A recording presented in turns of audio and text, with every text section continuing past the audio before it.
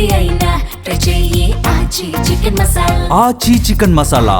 కేంద్ర ఎన్నికల సంఘంపై మమతా బెనర్జీ కీలక వ్యాఖ్యలు చేశారు. నిన్నటి రోజు బెంగాల్కు బ్లాక్ డేగా అభివర్ణించారు.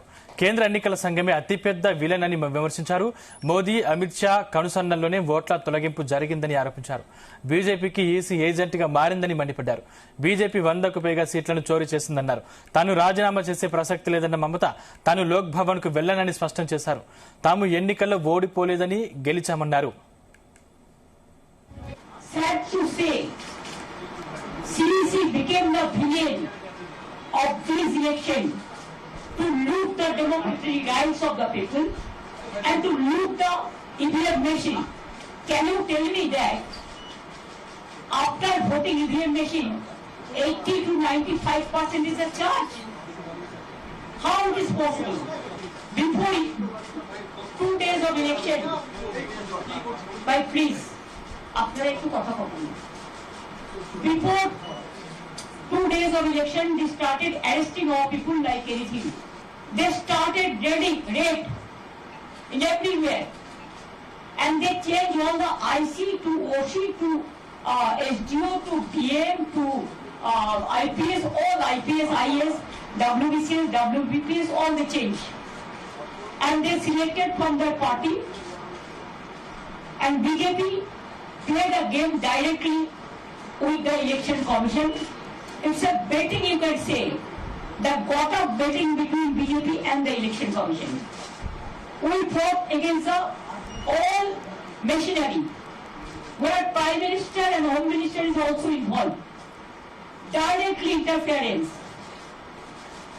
SIR, they deleted 90 lakhs names from the voter list. And when we went to court adjudication, 32 lakhs were included. But do you know that after that, the 7 lakhs what was deposited together, that is also included? But nobody knows that. So how they play the dirty, nasty and mischievous games. I have never seen this type of election in my life. ఇక కేంద్ర ఎన్నికల సంఘంపై మమతా బెనర్జీ కీలక వ్యాఖ్యలు చేశారు. నిన్నటి రోజు బెంగాల్కు black డేగా అభివర్ణించారు. కేంద్ర ఎన్నికల సంఘమే అతిపెద్ద విలన్ అని విమర్శించారు. ఇక మోదీ, అమిత్ షా కనుసన్నల్లోనే ఓట్ల తొలగింపు జరిగిందని ఆరోపించారు. ఇదే అంశానికి సంబంధించిన మరిన్ని డీటెయిల్స్ మా చీఫ్ న్యూస్ కోఆర్డినేటర్ రాధాకృష్ణ అందిస్తారు. రాధాకృష్ణ.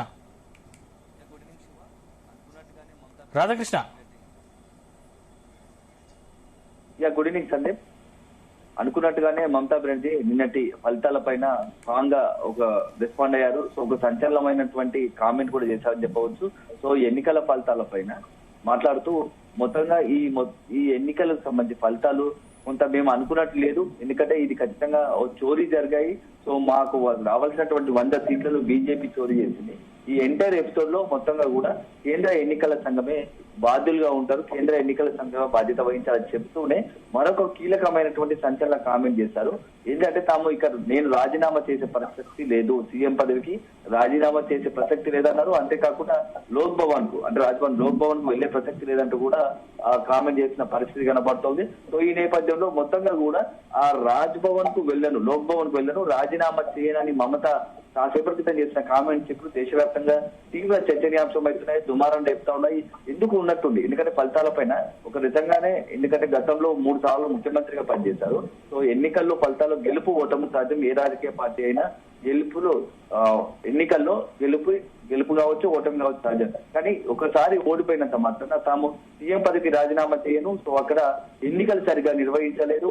అంతేకాకుండా ఎన్నికలకు సంబంధించి మొత్తంగా కూడా ఎన్నికలు సరిగా నిర్వహించలేదు. అక్కడ సిఈసి ఎన్నికలు నిర్వహించడంలో పూర్తిగా విఫలమైంది. ఒకవైపు మోడీ కావచ్చు, మరోవైపు అమిత్ షా కావచ్చు, వీళ్ళిద్దరు కలిసి బీజేపీకి సంబంధించి 100 సీట్లు టీఎంసీ సీట్లు లూటీ చేశారు. అంతేకాకుండా మా కార్యకర్తలపై దాడి చేశారు, నాపై దాడి చేశారంటూ కూడా కొంత సంచలనమైనటువంటి ఆరోపణ చేశారు. సో ఏదైనా సహజం, ఎందుకంటే ఓడిపోయిన తర్వాత అందులోనూ 3 సంవత్సరాలు ముఖ్యమంత్రిగా ఉంటూ 15 ఏళ్ల పాటు అధికారంలో ఉన్నటువంటి టీఎంసీ అధినేత్రి మమతా బెనర్జీ ఇప్పుడు ఓటమి కావడంతో కొంత ఇట్లాంటి కామెంట్ చేసి ఉంటారు అని చెప్పేసి కూడా కొంత ఏదైతే చర్చ జరుగుతుంది అందరూ ఊహించినట్టుగానే ఈ ఓటమిపై ఏదో ఒక మమత కామెంట్ చేయబోతున్నారు అని అందరూ గ్రహించారు.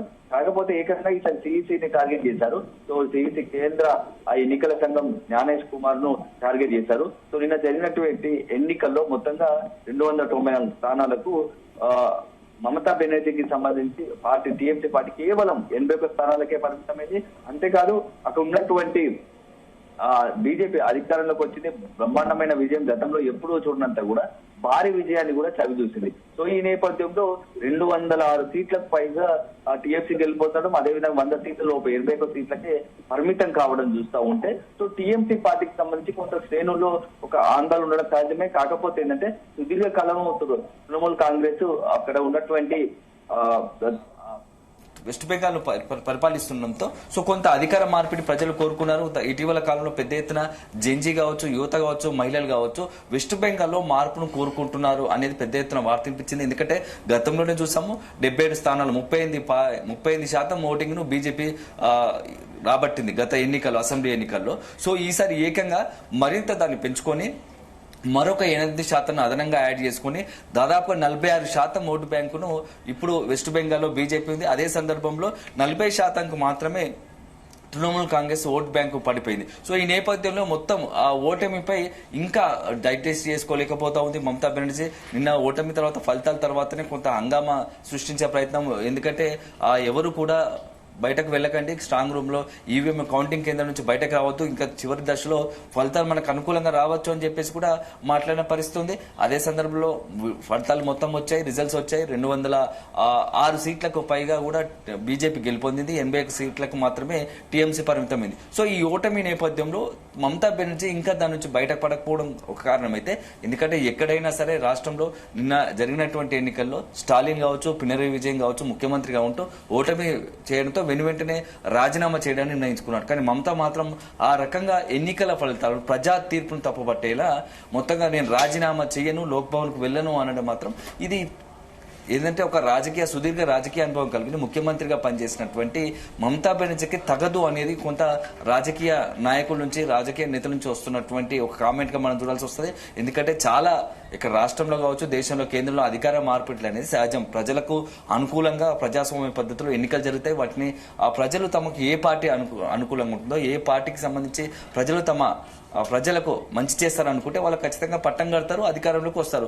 సో నిన్న స్టాలిన్ కూడా అక్కడ ఉన్నటువంటి డిఎంకే పార్టీ తానే తిరిగి అధికారంలోకి వస్తారనుకున్నారు, కానీ రాలేదు. అక్కడ అనూహ్యంగా టీవీకే పార్టీ వచ్చింది, అధికారంలోకి వచ్చింది. సో ఆ ఎన్నికలు ఎక్కడో జరిగినటువంటి మా పార్టీ తరఫున ప్రజలకు మరింత దగ్గర కాలేకపోయామో వాటిని ఒకసారి పునఃపరిశీలించుకుంటాం, మరి ఒకసారి తిరిగి అధికారాలకు వస్తామని నిన్న స్టాలిన్ ప్రకటించారు. సో రాజీనామా చేస్తున్నాను, ఎన్నికలకు ప్రజల తీర్పును మొత్తంగా కూడా నేను స్వాగతిస్తున్నా అని చెప్పి స్టాలిన్ ప్రకటించారు. సో పినరయి విజయ్ అదే రకంగా మాట్లాడారు. సో అన్ని చోట్ల కూడా ఇట్లా ఉంటే వెస్ట్ బెంగాల్ మాత్రం మమతా బెనర్జీ వీటికి భిన్నంగా కూడా గతంలో ఏ ముఖ్యమంత్రి మాట్లాడినట్టుగా, ఎందుకంటే చాలా రాష్ట్రాలు ఇటీవల జరిగినటువంటి అసెంబ్లీ ఎన్నికల్లో ఓటమి చెందినటువంటి ఏదైతే ప్రభుత్వాలు అంటే ప్రభుత్వం అయితే తిరిగి రాదనుకున్నారు. సో మొత్తంగా ఓటమి పాలైనటువంటి ముఖ్యమంత్రులు రాజీనామా చేసి సో కొత్తగా వచ్చే ప్రభుత్వానికి స్వాగతిస్తూ ఉంటారు. కానీ మమతా బెనర్జీ దీనికి భిన్నంగా కూడా నేను రాజీనామా చేయను, లోక్ భవన్ కు వెళ్ళను అంటూ కూడా భీష్మించి కూర్చుంటే దానివల్ల రాజ్యాంగ పరంగా కూడా ఇలాంటి ఇబ్బందులు ఉండవు. ఎందుకంటే ఎన్నికలకు ముందే సంబంధించి కేంద్ర ఎన్నికల సంఘం సో అప్పటికి మమతా బెనర్జీకి సంబంధించినటువంటి టర్మ్ ముగుస్తుంది కాబట్టి మరొకసారి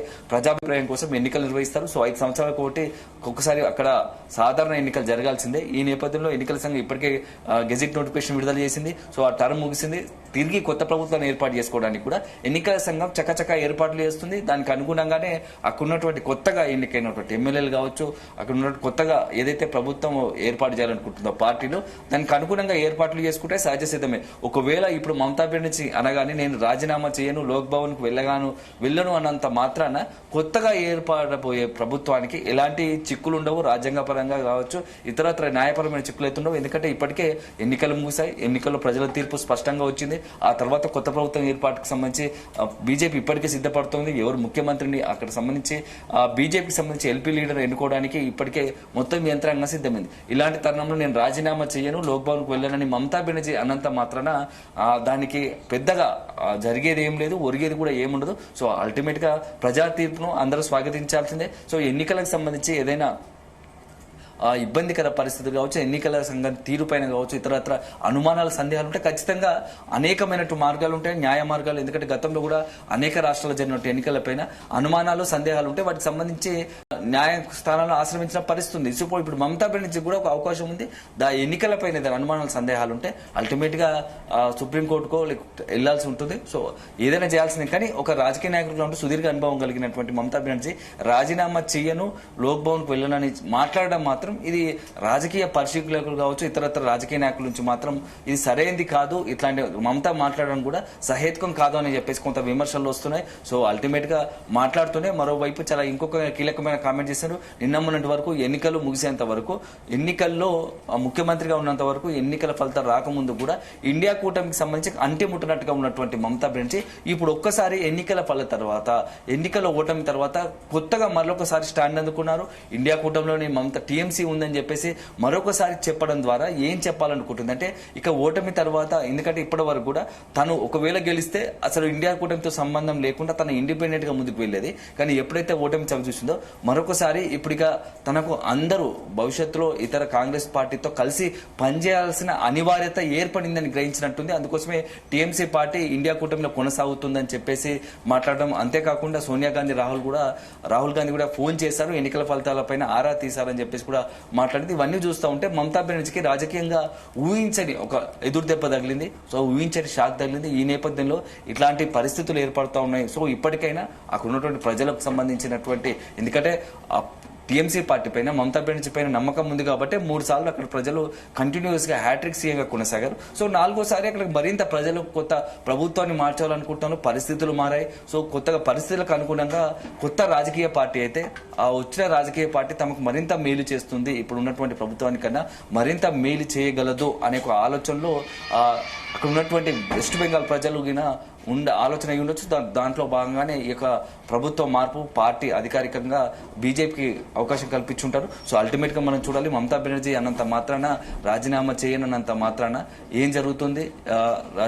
మమతా బెనర్జీ వ్యాఖ్యలపైన ఇప్పటికే వెస్ట్ బెంగాల్ సంబంధించి బీజేపీ నేతలు ఎలా రియాక్ట్ అవుతారు, దానికి సంబంధించి ఖచ్చితంగా తీవ్రంగా రెస్పాన్స్, అదేవిధంగా తీవ్రంగా వ్యాఖ్యానించే పరిస్థితి కనబడుతుంది. సో అల్టిమేట్ గా మమతా బెనర్జీ ఇప్పటికే ఓటమిని అంగీకరించి రాజీనామా చేస్తే ఒక హుందాగా ఉంటుంది రాజకీయ నాయకుడికి. ఏ రాజకీయ నాయకుడికైనా ఓటమి చెందిన కాబట్టి సో రాజీనామా చేస్తే కొంత హుందాగా భవిష్యత్తులో మరింత ప్రజలకు చేరువై, ప్రజలకు దగ్గర ఉండి, ప్రజలకు సంబంధించి వారి కష్ట సుఖాలను తెలుసుకుంటూ వారికి ఆ పార్టీ పరంగా టీఎంసీ పార్టీగా వెస్ట్ బెంగాల్ ప్రజలకు మరింత చేరువై తిరిగి అధికారంలోకి రావడం పెద్ద విషయం కాదు. కానీ అవన్నీ మర్చి అక్కడ ఓటమి ప్రజల తీర్పును కేంద్ర ఎన్నికల సంఘం పైన నెట్టడమో లేకుంటే ఇతరత్ర తను రాజీనామా చేయడమో ఒక తన పరిధి దాటిగా మాట్లాడినట్టుగా కనబడుతుంది. సో అల్టిమేట్ గా మనం వేచి చూడాలి మమతా బెనర్జీ వ్యాఖ్యలపైన ఎలాంటి రెస్పాన్స్ వస్తుంది, సో బీజేపీ ఎలా రియాక్ట్ అవుతుంది, సో గవర్నర్ ఎలా రియాక్ట్ అవుతాడు అనేది మాత్రం మనం వేచి చూడాల్సి ఉంటుంది. Right, thank you Radhakrishna.